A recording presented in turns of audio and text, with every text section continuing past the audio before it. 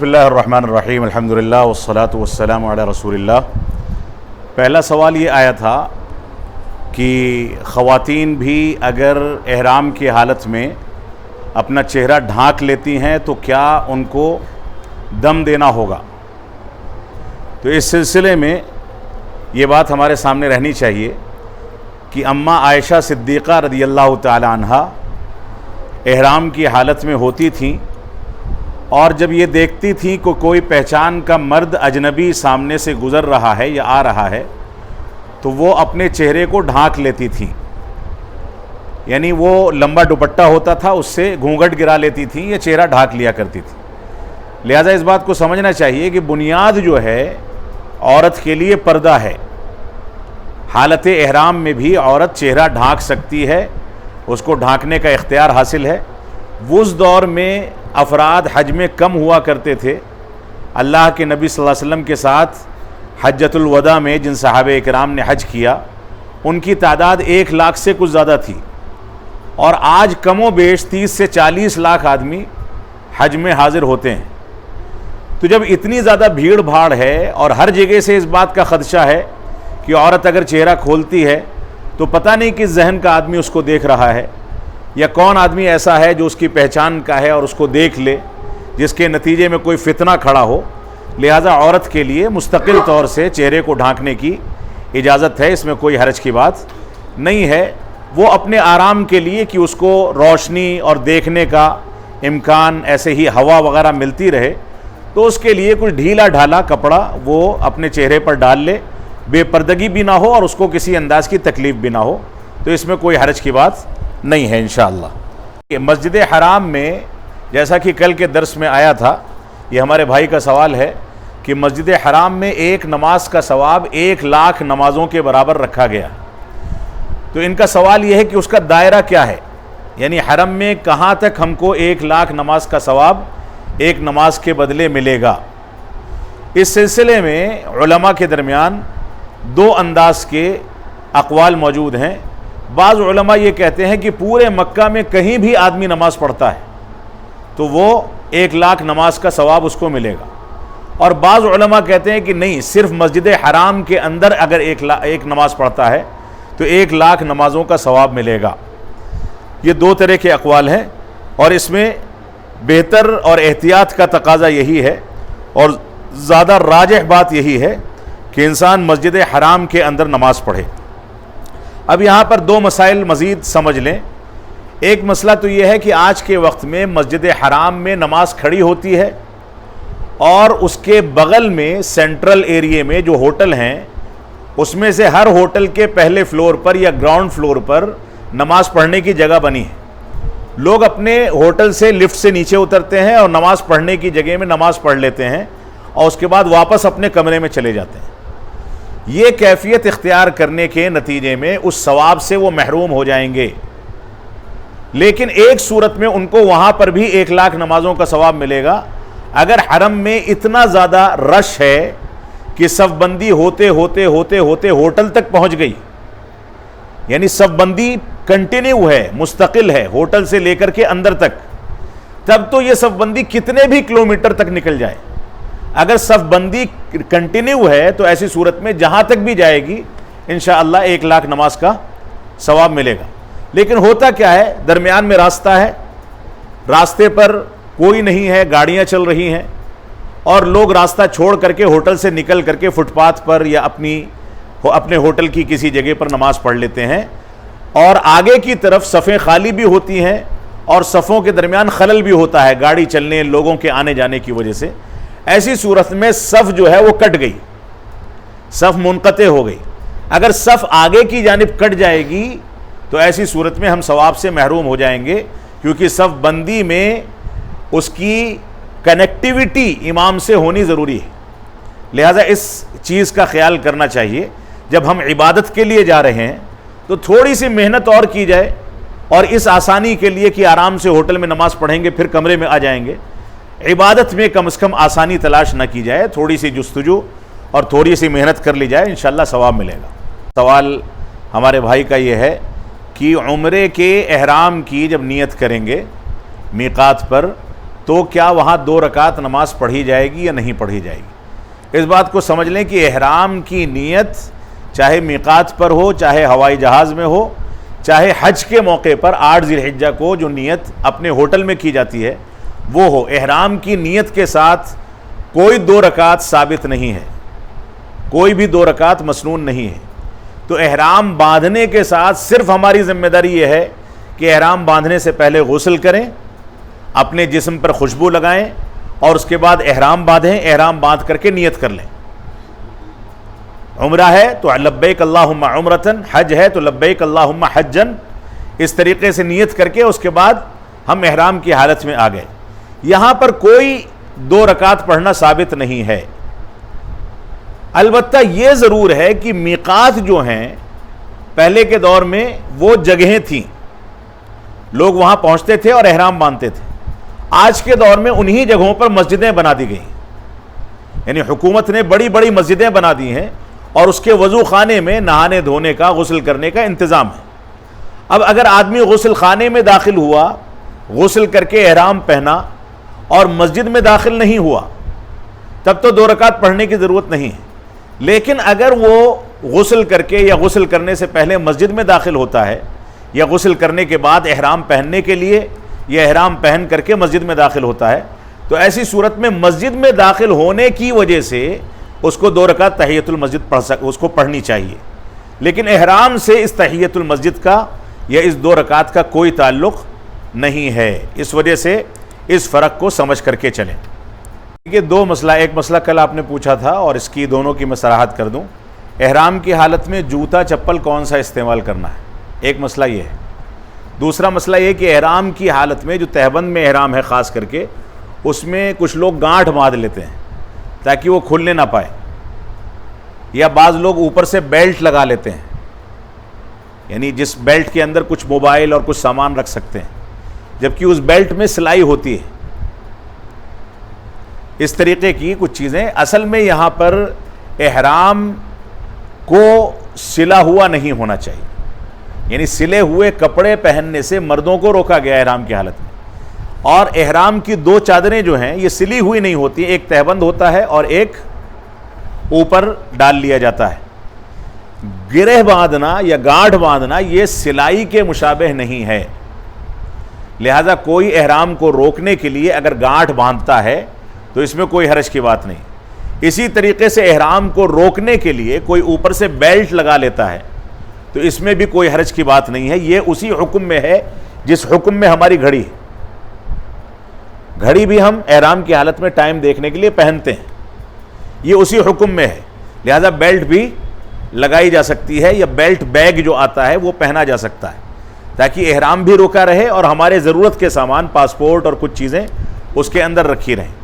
دوسری بات جو ہے وہ چپل، احرام کی حالت میں کون سی چپل پہنی جائے گی؟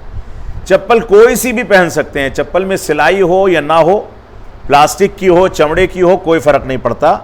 اوپر کا حصہ پیر کا اگر ڈھک جاتا ہے تو بھی کوئی حرج کی بات نہیں ہے۔ اصل یہ ہے کہ چپل ایسی نہیں ہونی چاہیے جس سے نیچے کی جانب سے وہ اتنے اوپر آ جائے کہ ہمارا ٹخنا ڈھک جائے، ٹخنا نہیں ڈھکنا چاہیے۔ یعنی مثال کے طور پر آج کے دور میں پشاوری ایک چپل ہے جو ایک سینڈل کی شکل میں ہوتی ہے اور پیچھے اس میں فیتا ہوتا ہے، اس کو پہننے کے باوجود ہمارا ٹخنا کھلا ہوتا ہے، پشاوری ہم پہن سکتے ہیں۔ یا پشاوری کے انداز کی کچھ چپلیں ہیں جو آدھا جوتا ہوتی ہیں، آگے کی طرف وہ جوتا ہے، پیچھے کی طرف وہ چپل ہیں، اگر وہ پہنتے ہیں تو ٹخنا کھلا ہوتا ہے، اس کو بھی پہن سکتے ہیں، اس میں کوئی حرج کی بات نہیں۔ بلکہ بسا اوقات اس پابندی کی وجہ سے کہ ہم کو پلاسٹک ہی کی چپل پہننی ہے، اس پابندی کی وجہ سے بہت سارے حاجی بیمار پڑ جاتے ہیں۔ آپ نے دیکھا ہوگا مکہ میں صحن میں جو فرش ہے وہ ماربل کا ہے، ماربل کے فرش پر انسان طواف کرنے کے لیے، سعی کرنے کے لیے 1 سے 1.5 گھنٹہ لگاتار چلے گا اگر ننگے پیر، تو ایسی صورت میں پیر کی اور پنڈلی کی نسیں تن جاتی ہیں اور وہ درد جو ہے ہفتے بھر باقی رہتا ہے، پیروں میں شدید درد ہوتا ہے، بقیہ ارکان ادا کرنے میں تکلیف ہوتی ہے۔ لہذا ایسے وقت میں آپ طواف کرتے ہوئے، سعی کرتے ہوئے اپنے جوتے چپل کو صاف کر لیں، کوئی ناپاکی نہ لگی رہے، اور اس کو پہن کر کے طواف اور سعی کریں۔ اس میں کوئی حرج کی بات نہیں ہے. آرام کی خاطر صحت جو ہے حج کے ایام میں سب سے اولین چیز ہونی چاہیے, کیونکہ صحت خراب ہو گئی تو آپ ارکان کو ادا نہیں کر پائیں گے. لہذا اس انداز کا جوتا یا چپل جس کی سول اتنی موٹی ہو, جو اسپورٹس کے جوتے کے مانند ہے تاکہ پیر کو آرام مل سکے, اس طرح کے جوتے یا چپل کو استعمال کرنے میں کوئی حرج کی بات نہیں ہے. بس شرط یہ ہے کہ ٹخنا کھلا ہونا چاہیے, جوتا فل نہ ہو کہ ٹخنا ڈھک جائے, پیچھے کی جانب سے کٹا ہوا, یعنی چپل نما جوتا ہو تو ایسی صورت میں اس کو پہنا جا سکتا ہے. احرام کی حالت میں نہانے کی ضرورت ہو تو نہا سکتے ہیں, یقیناً نہا سکتے ہیں. احرام کی حالت میں آپ عام طریقے سے بھی غسل کر سکتے ہیں, ضرورت آپ کو نہیں ہے تو بھی, اور ضرورت ہے تو بھی غسل کر سکتے ہیں. احرام کا کپڑا کچھ ناپاکی لگ گئی, کچھ گندگی لگ گئی, کچھ میلا ہو گیا, اس کپڑے کو دھو لیں, دوبارہ پہن لیں, یا ایک زائد احرام رکھیں, اس کو نکال کر کے گندے کپڑے میں ڈال دیں, دوسرا پہن لیں. ان سب میں کوئی حرج کی بات نہیں ہے. آپ نہائے دھوئیں گے, نہانے دھونے میں صابن کا استعمال کریں گے, کوئی حرج کی بات نہیں ہے. البتہ یہ ہے کہ کوشش یہ کرنی چاہیے کہ ہم ایسا صابن استعمال کریں جس کے اندر خوشبو نہ ہو. لیکن اگر خوشبو والا صابن ہم نے استعمال کیا ہے اور اس کو استعمال کرنے سے ہمارا مقصود یا ہماری نیت صفائی اختیار کرنا ہے, خوشبو اختیار کرنا نہیں ہے, تو وہ صابن بھی استعمال کرنا جائز ہوگا, اس میں کوئی حرج کی بات نہیں ہے. تو احرام بدل سکتے ہیں, احرام کی حالت میں غسل کر سکتے ہیں, احرام مکمل نکال کر کے غسل کر سکتے ہیں, ان سب چیزوں میں کوئی حرج کی بات نہیں ہے. کل یہ مسئلہ آیا تھا استلام اور استقبال. حجر اسود کو سے جو ہمارا طواف شروع ہوگا وہ طواف حجر اسود کے سامنے سے شروع ہوتا ہے. اب حجر اسود سے طواف شروع کرنے کی 3-4 کیفیتیں ہیں جو کل کے درس میں آئی تھیں. ایک کیفیت یہ ہے کہ حجر اسود کو بوسہ لیا جائے. اگر ہم بوسہ لیں گے تو بسم اللہ اللہ اکبر کہہ کر کے بوسہ لیں گے. ایک کیفیت یہ ہے کہ حجر اسود کو ہاتھ لگا کر کے اور اس کے بعد آگے بڑھیں, اس میں بھی بسم اللہ اللہ اکبر کہیں گے.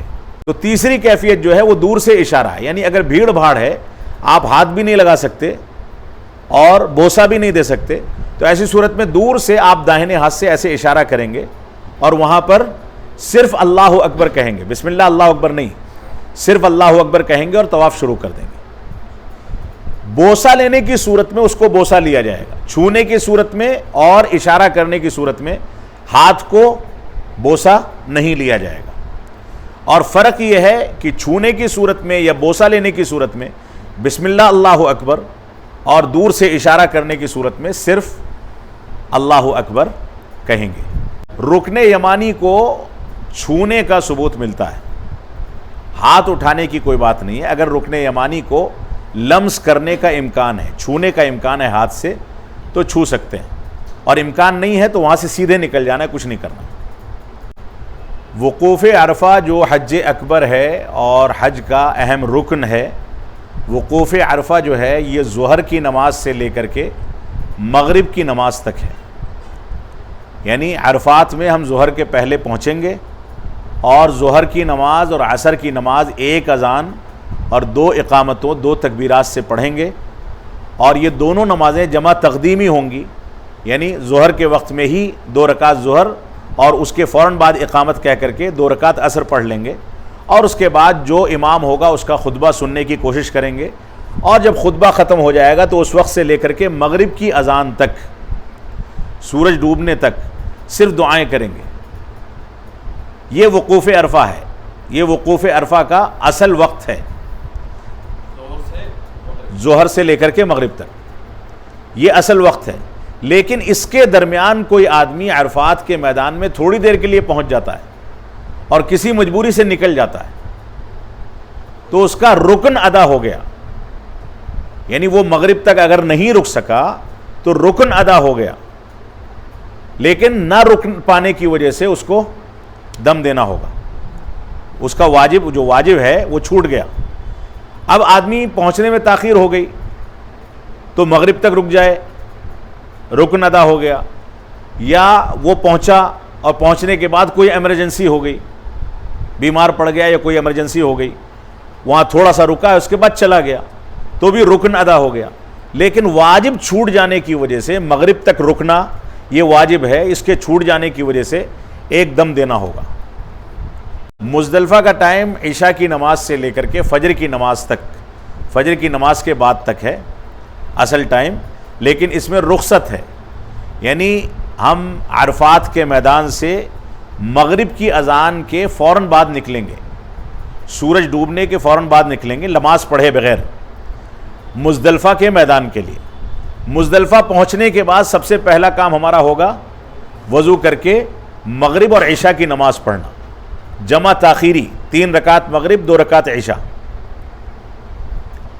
عرفات سے مزدلفہ پہنچتے پہنچتے تقریباً عشاء کی نماز ہو جاتی ہے یا اس سے بھی زیادہ تاخیر ہو سکتی ہے. تو اب جب پہنچ گئے تب سے لے کر کے صبح صلاۃ فجر تک وہاں رکنا ہے, اور فجر کی نماز کے بعد سے تھوڑی سی روشنی ہونے تک ہم کو ذکر و اذکار کرنا ہے.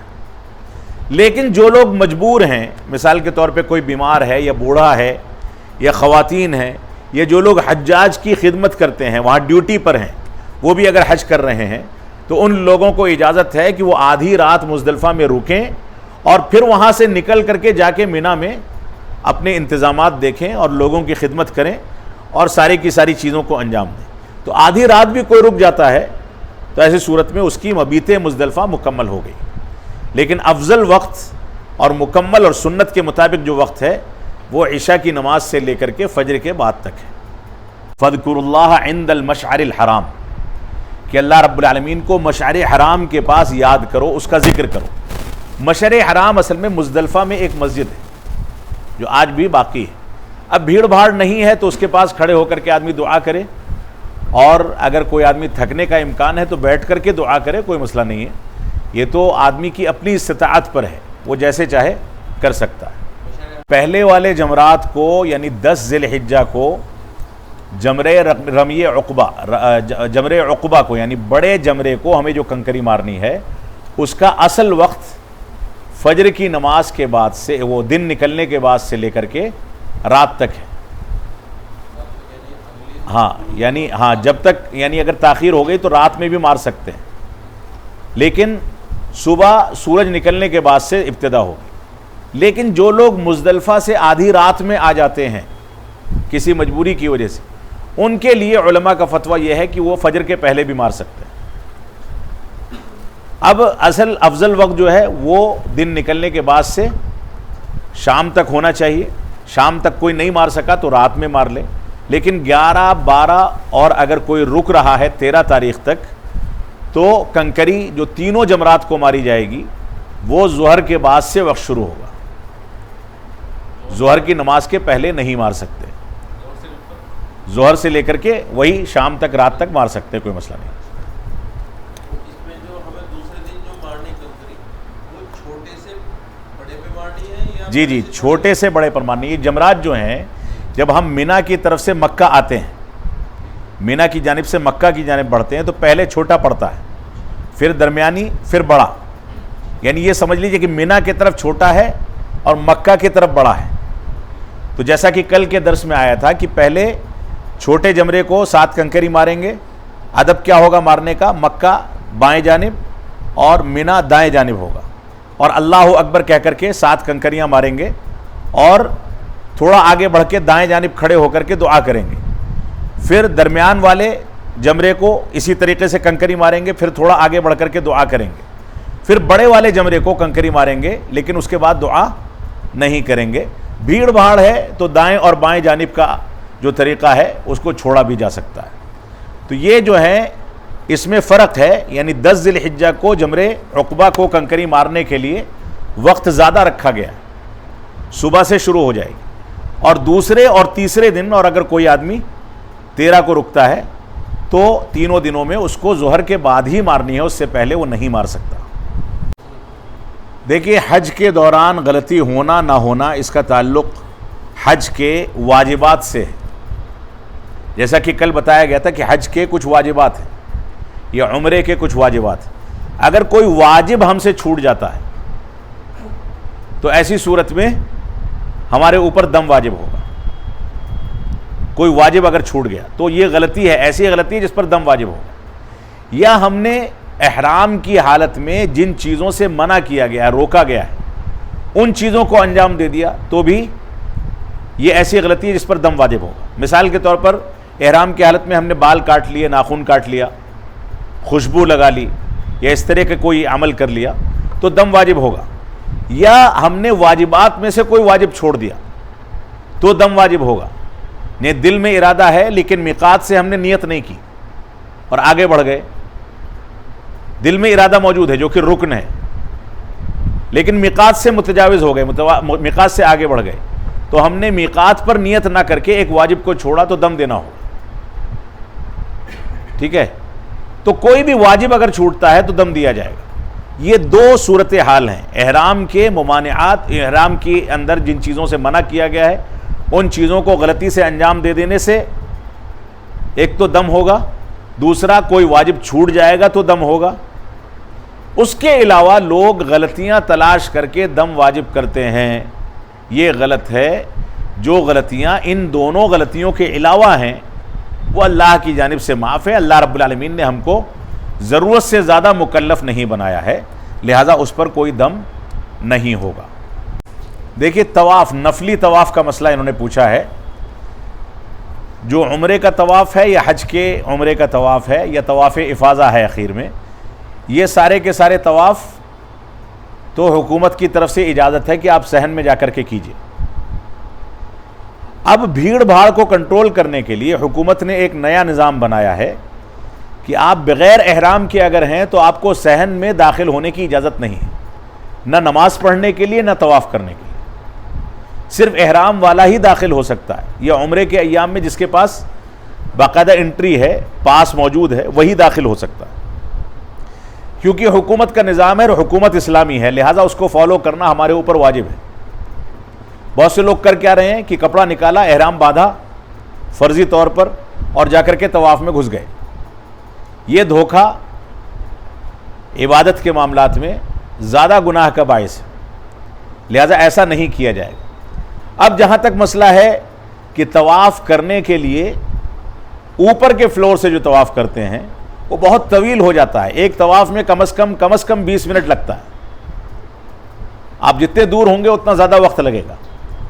تو اگر اوپر کے فلور سے کوئی آدمی طواف پیدل کر پاتا ہے تب تو بہت بہتر ہے کہ وہ طواف پیدل کرے. لیکن اگر نہیں کر سکتا ہے, کوئی مجبوری ہے, بیماری ہے, یا تھکان کا مسئلہ ہے, جسم بھاری ہے, کچھ اس طرح کی مجبوری ہے, یا بڑھاپا ہے, تو ایسی صورت میں وہ اسکوٹی جو ہے یا ویل چیئر پر طواف کر لے, کوئی حرج کی بات نہیں, کر سکتا ہے.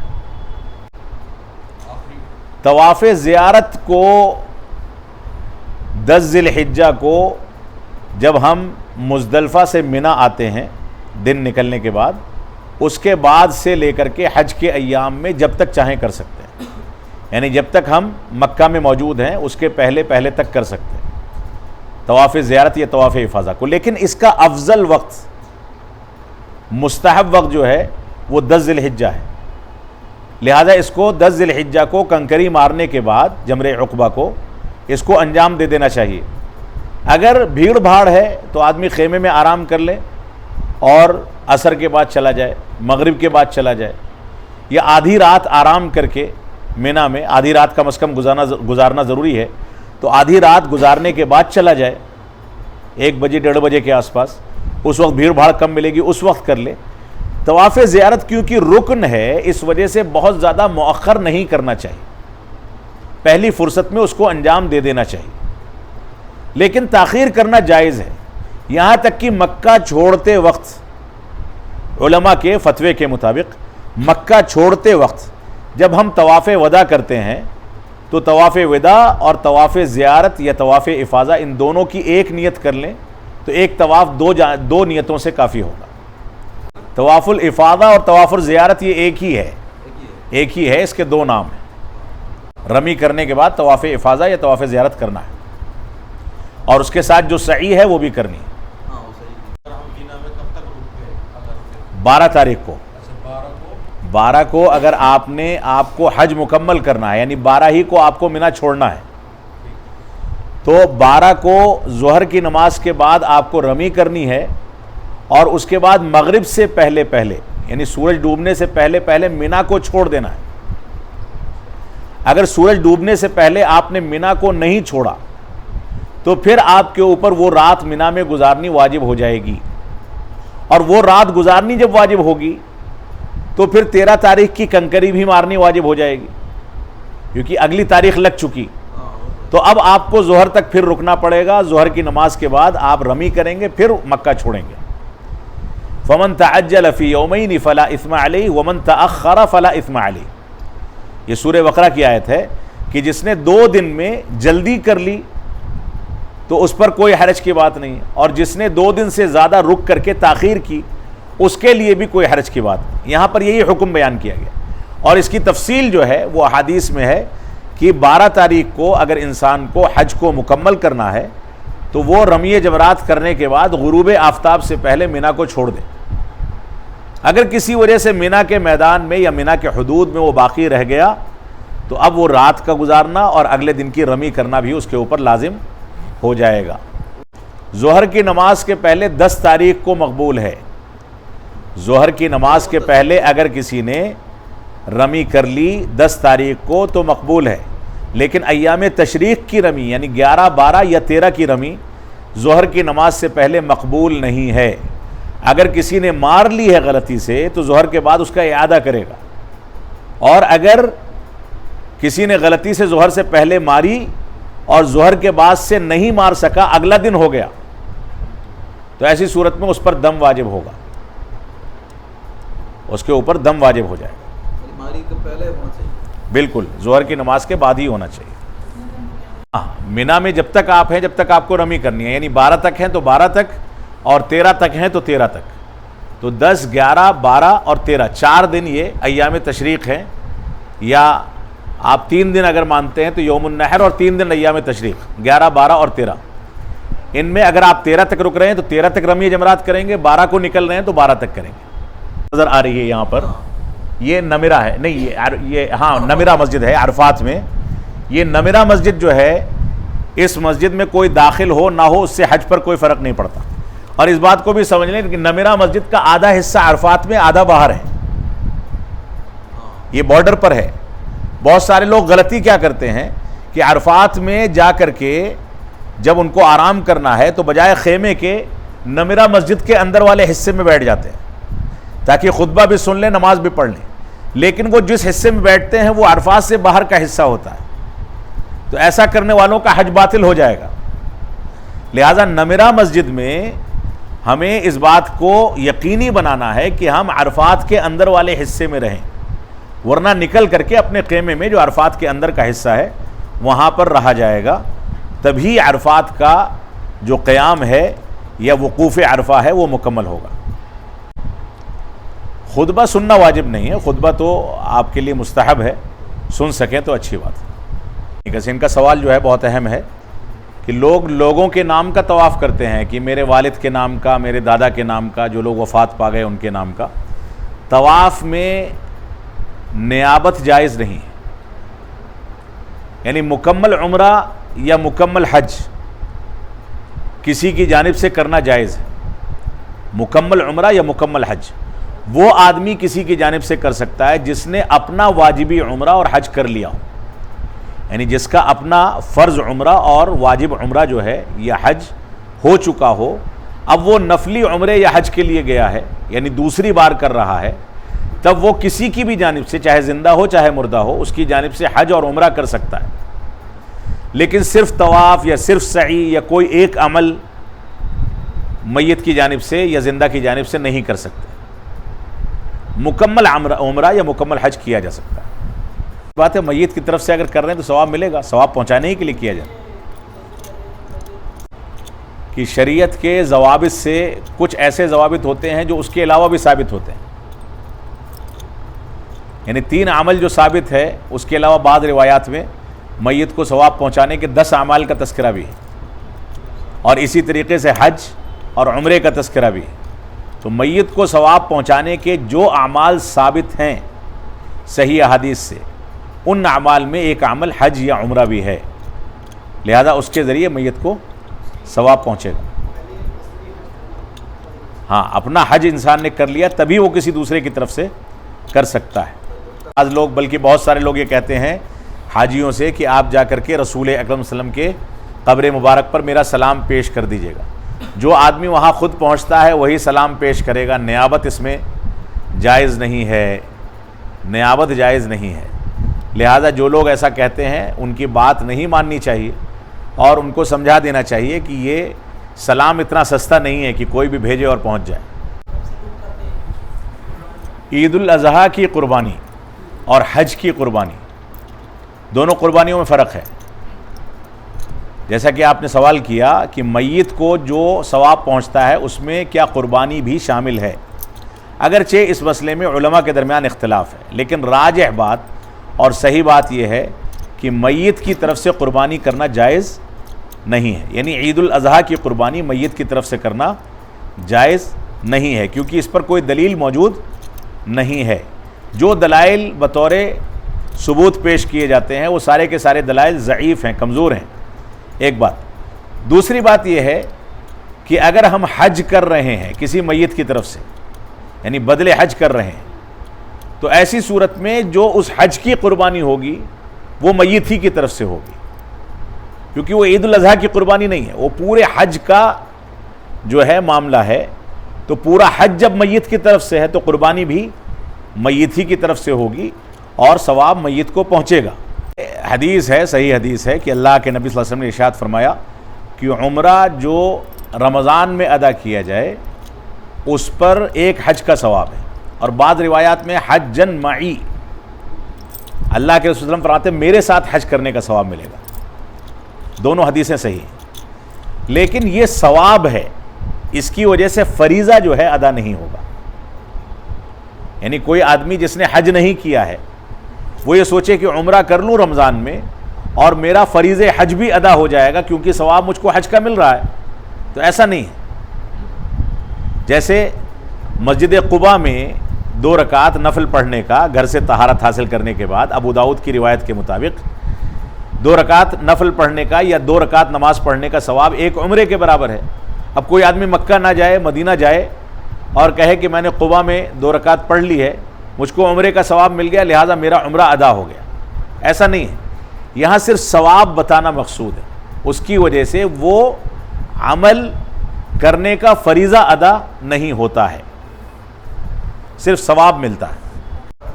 خواتین کے لیے حج کے سارے اعمال ناپاکی کی حالت میں کرنا جائز ہے.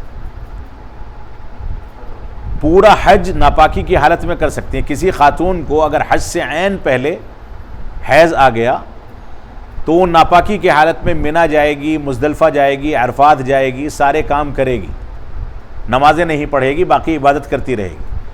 صرف اس کے لیے جو چیز ممنوع ہے وہ طواف ہے, صرف طواف نہیں کر سکتی. رمی کرے گی, سعی کرے گی, سعی بھی بغیر طہارت کے کر سکتی ہے, صرف طواف منع ہے. ناپاکی کی حالت میں طواف کرنا منع ہے, جس کے سلسلے میں کل مسئلہ بتایا گیا تھا کہ اگر کسی خاتون کو حیض آ گیا طواف کرنے سے پہلے, طواف افاضہ ہو یا طواف وداع ہو, دونوں میں سے کوئی سا بھی طواف, طواف افاضہ رکن ہے, اگر نہیں کرے گی تو حج باطل ہو جائے گا. طواف وداع واجب ہے, اگر نہیں کرے گی تو دم دینا پڑے گا. اگر حیض آ گیا طواف افاضہ یا طواف زیارت کرنے سے پہلے یا طواف وداع کرنے سے پہلے, تو ایسی صورت میں اگر اس کے پاس وقت موجود ہے, یعنی اس کا سفر ابھی وہاں سے واپسی کا شروع نہیں ہونے والا, ایام موجود ہیں, اس کو ابھی ٹھہرنا ہے مکہ میں, تو وہ انتظار کرے گی. جب پاک ہو جائے گی تو طواف افاضہ اور طواف وداع کر لے گی.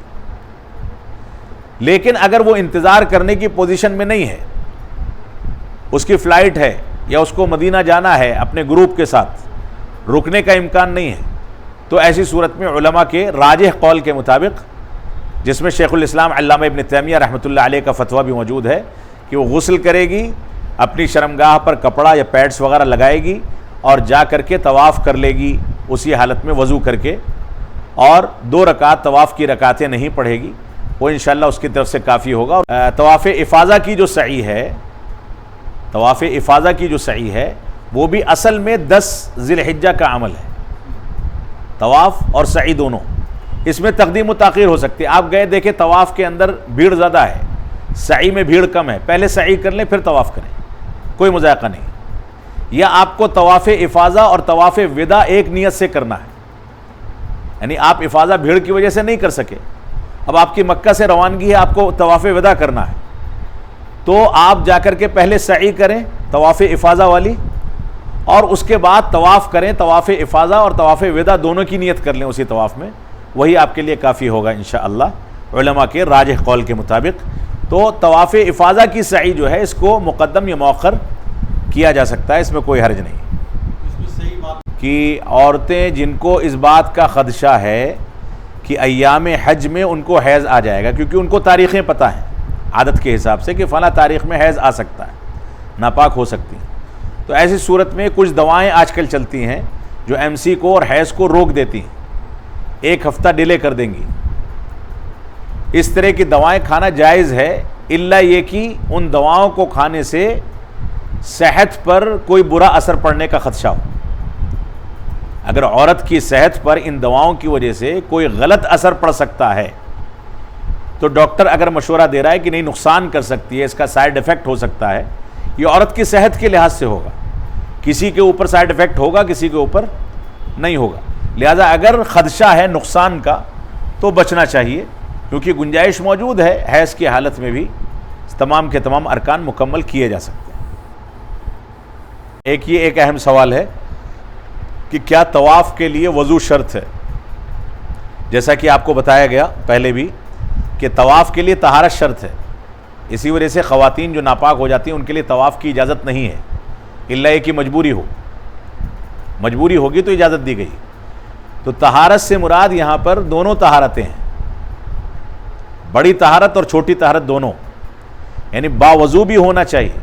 طواف کرنے کے درمیان انسان باوضو ہو کر کے طواف کرے گا، جیسے باوضو ہو کر کے نماز پڑھتا ہے۔ فرق اتنا ہے کہ اگر طواف کے درمیان ہمارا وضو زائل ہو جاتا ہے تو ہم جہاں تک طواف ہم نے کیا ہے وہیں سے طواف چھوڑ کر کے وضو کریں گے، پھر وہیں سے دوبارہ شروع کر دیں گے، یعنی مکمل دہرانے کی ضرورت نہیں۔ لیکن طواف میں جہاں تک وضو ہے وہاں تک طواف ہوگا، جہاں وضو زائل ہوا وہاں جا کر کے وضو کریں، پھر بقیہ طواف مکمل کریں، لیکن طواف میں وضو ضروری ہے۔ چاہے وہ پہلا طواف ہو چاہے سعی نہیں، سعی کے لیے وضو ضروری نہیں ہے، سعی بغیر وضو کے کر سکتے ہیں، یہاں تک کہ جو خواتین ناپاک ہیں وہ ناپاکی کی حالت میں بھی سعی کر سکتی ہیں، کیونکہ سعی کرنا جو ہے یہ در حقیقت سعی جو ہے صفا مروہ کا یہ حصہ جو ہے، یہ یہاں پر جو آپ دیکھ رہے ہیں یہ مسجد حرام سے باہر ہے، یہ اب مسجد میں داخل ہو گیا، لیکن اصل یہ ہے کہ یہ مسجد حرام سے باہر کا حصہ ہے، تو مسجد حرام سے باہر کا حصہ ہے تو وہاں ناپاکی کی حالت میں سعی کرنا جائز ہے، لیکن کیونکہ مسجد حرام میں داخل ہو گیا ہے اس وجہ سے مسجد کا احترام کرتے ہوئے اس کا خیال کیا جانا چاہیے، اگرچہ جائز ہے ناپاکی کی حالت میں بھی، یعنی بغیر وضو کے بھی سعی کرنا، یا خواتین اگر ناپاکی کی حالت میں ہیں تو سعی کر سکتی ہیں۔ جیسے وہ سورہ بقرہ کی آیت پڑھی جاتی ہے کہ اگر عورت سعی ناپاکی کی حالت میں کر رہی ہے تو صفا اور مروہ پر کیا آیت پڑھے گی کہ نہیں پڑھے گی، اس بات کو سمجھ لیں۔ ناپاکی کی حالت میں عورت کے لیے تلاوت کلام پاک کی اجازت ہے، صرف قرآن شریف کو ہاتھ میں لے کر کے تلاوت نہیں کرے گی، یعنی قرآن کو ہاتھ لگا کر کے تلاوت نہیں کرے گی، لیکن وہ تلاوت کرے گی، زبانی کرے، موبائل فون سے کرے، یا کوئی اس کے پاس ٹیب ہے، لیپ ٹاپ ہے، اس کے ذریعے سے کرے، کوئی حرج کی بات نہیں، تلاوت وہ کر سکتی ہے۔ صرف ناپاکی کے حالت میں اس کو قرآن شریف چھونے سے منع کیا گیا، تلاوت سے منع نہیں کیا گیا۔ جیسا کہ ان کا سوال ہے کہ دانت کے مسوڑوں سے یا کہیں سے کچھ خون نکل آئے تو کیا اس پر دم واجب ہوگا؟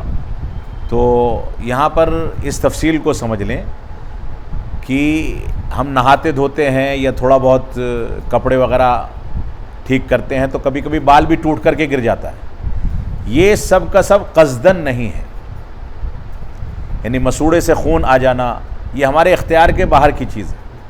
اب کوئی آدمی قصدن خون نکال رہا ہے، چمڑا نوچ کر کے یا کسی دوسرے طریقے سے، تب تو اس پر دم واجب ہوگا.